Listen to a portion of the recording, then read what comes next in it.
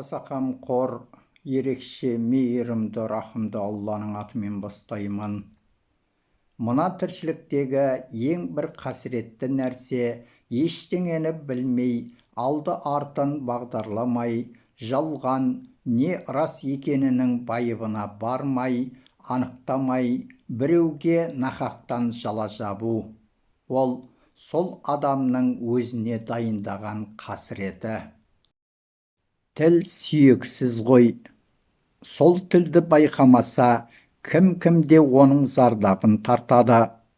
Мына тілді Раббымыз зардап шексін, немесе тіл арқылы біреуге зардап шектірсін деп жаратқан ба? Жоқ, ол тілді жақсылыққа қолданып, жақсы сөйлеп, жақсы нәрсені айтсын, жақсыны оқысын, жақсыны насихаттасын деп берген.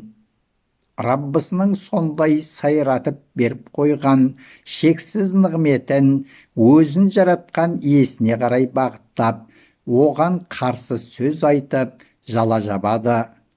Неткен опасыз десеңізші. Құрандағы Нахл сүресінің 116 аятында Алла тағала «Мынау адал, мынау арам» деп ауыздарыңа келген өтірікті айта бермеңдер, әйтпесе Алланың атына жала жапқан боласыңдар. Расында Алла атынан өтірік айтқан адамдар мақсатына жете алмайды деп нақты шешімін айтады.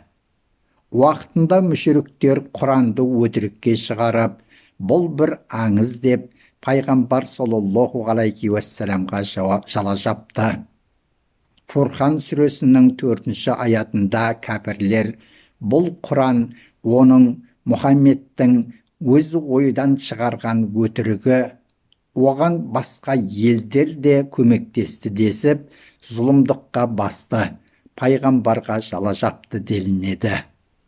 Сондай-ақ қазіргі күніде ғаламторда Алланы жоққа шығарып, Құранға сенбей, сүйікті пайғамбарымыз Мұхаммед саллаллаху алейхи уассаламды қаралап, тілдеп, жала жауып жатқандар қаншама. Әл-Бұхари мен имам Ахмад риуаят еткен бір хадисте Алла елшісі саллаллаху алейхи уассалам кімде-кім менің атымнан жалған сөз айтса, өзіне тозақтан орын дайындай берсін деп айтқан. Иә, нахақтан жала жабу үлкен күнәлардың бірі. Бұл күндерде жалған сөйлеп, жала жабамын деп, қаншалаған бейбақтар күнәға батып жатыр. Тілін тартпайды. Шариғаттан ештеңені білмесе де, айыздары қанғанша сөйлеп жатыр.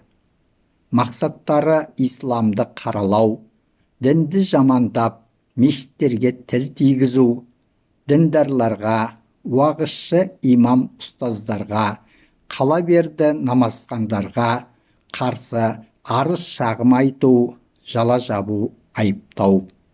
Мұндайлардың негізгі сипатын Алла елшісі саллаллаху алейхи уассалам кімде-кім өзі көрмеген нәрсеге куәлік берсе, тозақтағы орны дайын деп нақты дәлел айтады. Хадисті имам Ахмад және Әбу Дауд риуаят еткен. Көрмегенді көргендей, білмегенді білгендей етіп сөйлеп, қазақтың қыздары ешқашан жамылғы жамылмаған, жастар ешқашан ораза ұстап, намаз оқымаған, сақалды ақсақалдар ғана қойған. Бір кездерде арабтар елімізге келіп, қазақтарды қойдай қырған, күшпенен исламды, дінді қабылдатқан деген сияқты жалған сөздер мен жаланы асыл дінім исламның үстіне төндіріп, дін жаулары халыққа, елге дақпырт жасауда. Дәл осы сияқтыларға дана қазақ, іріген ауыздан шіріген сөз шығады деп мақалдайды. Ал дін Мұхаммед қонайып басшымыз жалада шындық болмайды деген.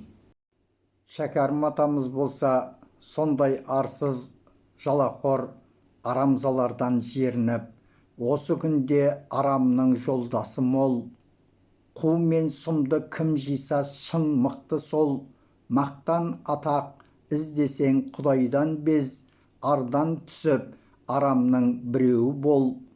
Мұны қылсаң боласың сенде мықты, қайдағы қу алдампаз төрге шықты. Ел ішінде сенен қор жан болама, ұстаймын деп отырсың адалдықты деп мұңын шағады.